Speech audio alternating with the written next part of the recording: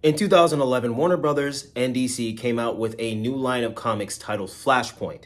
Now, these comics started off the new 52 continuity in DC Comics, which entails the multiverse. This 61-issue comic line started something that is absolutely immaculate. It involved characters such as Thomas Wayne, which is Bruce Wayne's father, Flash, Reverse Flash or Eobard Thawne, or Professor Zoom, Booster Gold, Cyborg, Aquaman, and Wonder Woman. Did this movie live up to the hype? Let's find out.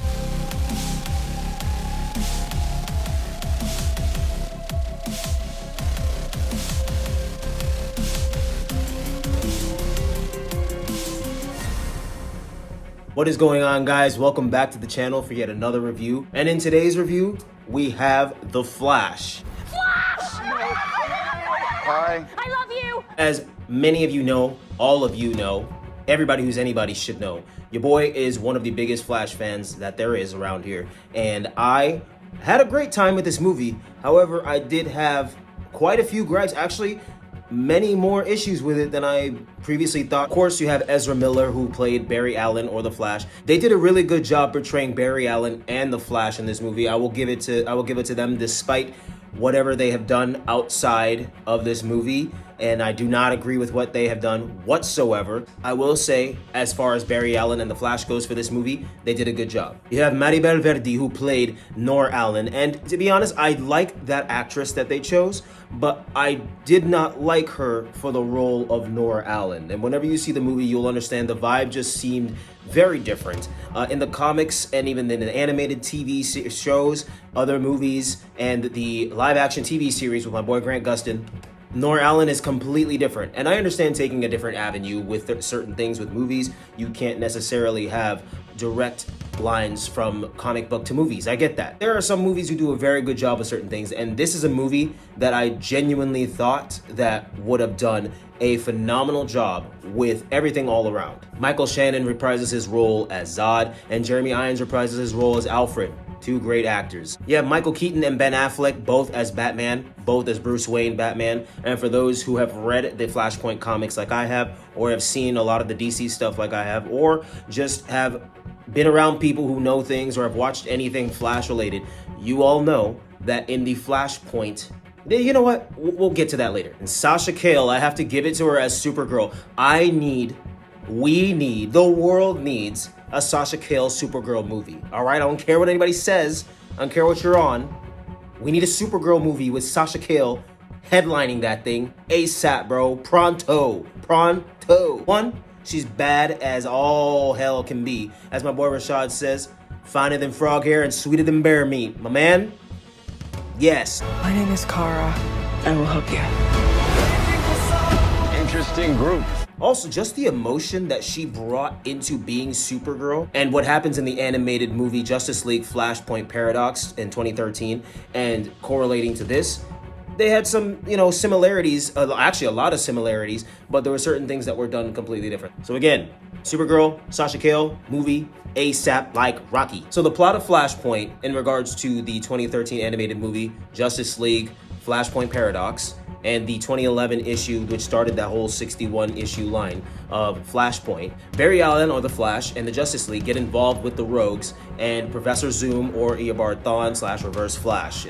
Different iterations have different names for these heroes and villains. So the basic premise is Barry goes back in time and stops his mother from being killed, which we all know, butterfly effect, certain things, Back to the Future, other time traveling movies. If you step on a bug in the past, it could change the whole future and everybody else's future. Well, we get something like that. Barry realizes that, unfortunately, you cannot change certain things. And somebody warns him of this, and he still goes and does it anyway. And then that creates a whole new continuity of things and people and situations. The way how this was done in this movie, I'll say the elements were there. They just kind of shit the bed with a lot of different things. Like, for one thing, there is no Reverse Flash in this movie. One of the main things about Flashpoint is the fact that instead of Bruce Wayne being Batman, it is his father, Thomas Wayne. I watched him die. My God, he's the one who died that night in the alley. Bruce died, and you lived. You're his father. You're Thomas Wayne.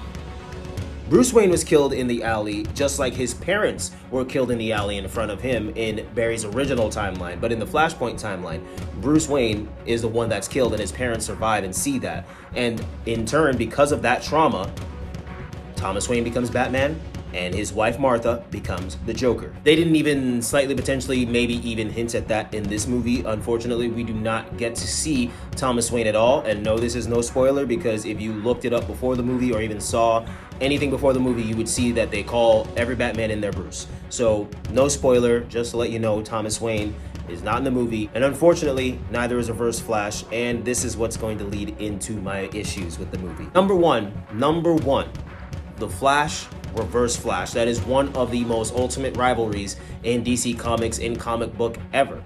A lot of these heroes that have their main nemesis, that is the bread and butter of that hero's story, along with the trauma that made them into the hero that they are. So Reverse Flash and Flash have been going at it for centuries. In the comics, several different issues, in the Justice League Paradox movie, and even in some other animated stuff, and the new 52 continuity of movies. It's a 16 movie line. Basically stemmed from the Justice League Paradox movie and ends with Justice League Dark Apocalypse War. That whole thing was created from Flashpoint. And Eobard Thawne was at like the heart of Flashpoint. So it's just crazy how the biggest villain for Flash and the biggest thing that made Flash who he is isn't in this movie. That is number one shit in the bed. That's the beauty of all this. I didn't do any of it.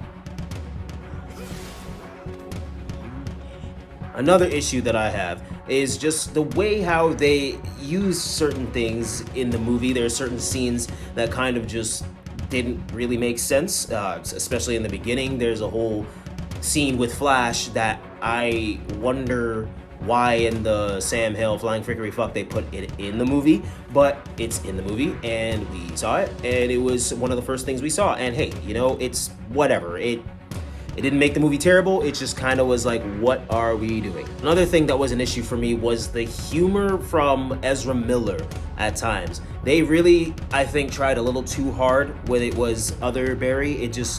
The humor just didn't really land. It seemed kind of forced and annoying at times, and it grew on me over the course of the movie, but I was not a fan of it at all. It just seemed too like, hey, kind of humor, and it was just like, we don't need this. Let's make this a little bit darker, shall we? His mom just got murdered in front of his eyes and in front of his dad, and his dad got blamed for it. Can we please make it a little darker?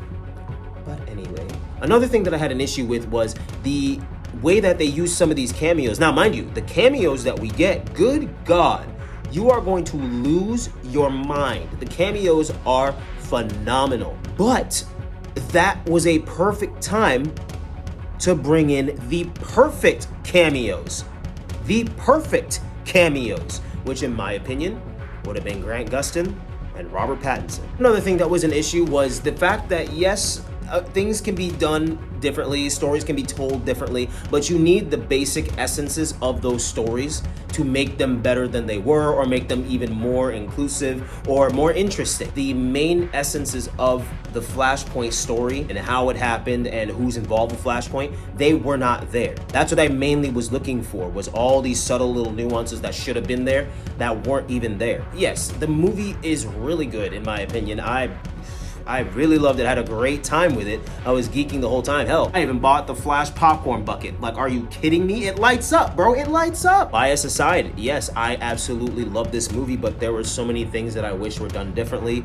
And there were so many things that I wish were actually incorporated in the movie. And for us finally getting the Flash on screen, his own solo movie, and we don't even get the true Flashpoint that Flash fans deserve, or movie fans deserve, comic book fans deserve. Very disappointing to see. A lot of things in there were very disappointing to see. But overall, I still had a good time. Will I go see this again in the theater? Hell yeah, I will go see it again and again and again and again and again. This movie was really good and really fun. I'm just a huge fanboy of The Flash, and I was really looking forward to seeing one of my favorite villains, Eobard Thawne, in this movie, and he's nowhere to be found. Now, the villain of this movie, I will say, is very interesting. I wouldn't have expected they would have gone that way. In regards to things going forward, not really sure where we're gonna go from here, what's gonna happen, who's gonna be involved, and even the people who are involved, how the cameos that they gave us, it's like, well, are you gonna play off that? Because that would be cool. There's so many things that could be great for this new era of DC. I just hope that James Gunn saw the vision somewhere in there. I'm hoping that he will bring in something great for this movie. So despite all my issues with this movie, I had, again, a great time watching this. It was just nice to be in the theater, watching The Flash on the big screen, seeing Michael Keaton come back and reprise his role as Batman. Like, are you kidding me, bro? Are you kidding me? That was great. So I was supposed to do some spoiler reviews for other movies that I've watched, and I just kind of got lost, sidetracked, forgot to do them, particularly because it's The Flash, and I'm a huge Flash fan. I am definitely 100% going to be doing a spoiler video on this movie to talk about specific things. I'm going to wait a little bit, wait about like a week, maybe a week and a half, so a majority of people can go and see it and enjoy it and, you know, not ruin it just yet for people. Thank you guys for joining me for this review. It is greatly appreciated. If you aren't subscribed to the channel, please hit that subscribe button and the bell next to it so you can get a notification anytime there's a new video. Thanks again for watching, guys. Until the next one.